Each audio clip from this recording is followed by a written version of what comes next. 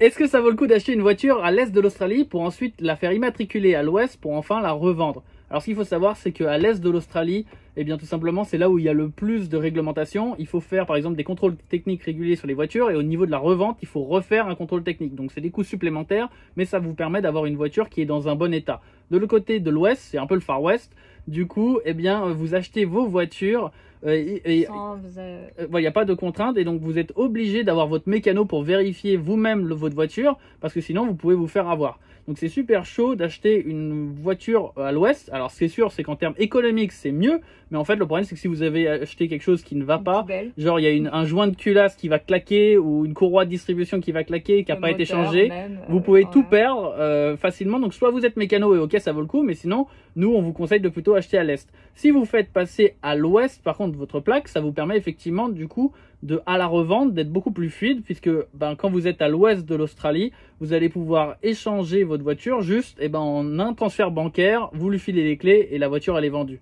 Donc ça peut être intéressant de la passer à l'ouest. Le problème c'est que pour passer une voiture de l'est à l'ouest, il faut faire un contrôle technique et ce contrôle technique il est costaud parce que il y a une différence entre une voiture qui vient du Victoria et qui doit être revendue dans le Victoria et une voiture qui vient du Victoria mais qui doit passer au Western Australia. Là c'est pas le Western, l'État il vérifie bien la voiture et donc c'est un test qui est plus difficile à passer, donc vous avez intérêt à être sûr de votre voiture et ça peut se retrouver assez onéreux.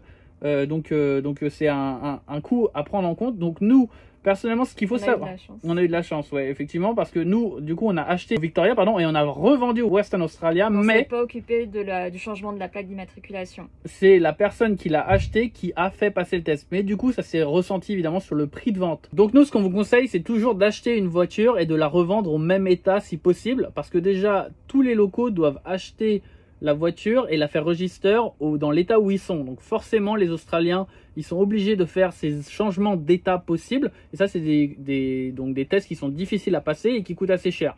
Donc ça se ressent forcément sur le prix de vente. Donc si vous voulez revendre au meilleur prix, il faut mettre en confiance la personne.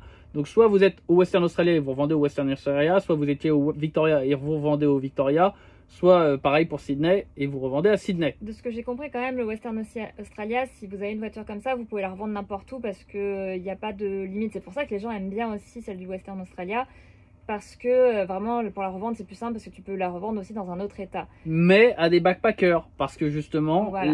Si vous êtes avec un Australien, l'Australien lui il est contraint de remettre sa plaque sur l'état où il est. Ouais. Voilà, parce que sinon tout le monde aurait des Western Australia partout dans tout le pays. Voilà. Donc du coup si vous ne revendez pas dans le même état que vous l'avez acheté, soit vous revendez forcément à des backpackers, soit vous revendez à des gens qui sont prêts à prendre un risque, ou alors c'est à vous de faire ce fameux changement et c'est comme je l'ai dit, ça vous coûtera de l'argent. Ça vous coûtera de l'argent quoi qu'il arrive et beaucoup de temps. Du coup, si vous êtes des mécanos, eh bien vous pouvez aller acheter au Western Australia et c'est à vous risque et péril. Nous personnellement, on a préféré acheter au Victoria. Vous pouvez aller acheter dans tous les États de l'Est parce que eux, ils ont tout simplement des contrôles techniques et en réalité, au moment de l'achat, vous allez payer le contrôle technique généralement pour acheter la voiture, c'est ce que nous c'est ce qui s'est passé, et quand les gens ont racheté la voiture, vous leur faites repayer le contrôle technique. Donc en réalité, c'est juste un contrôle technique que vous payez et ça vous garantit que la voiture elle est dans un super état.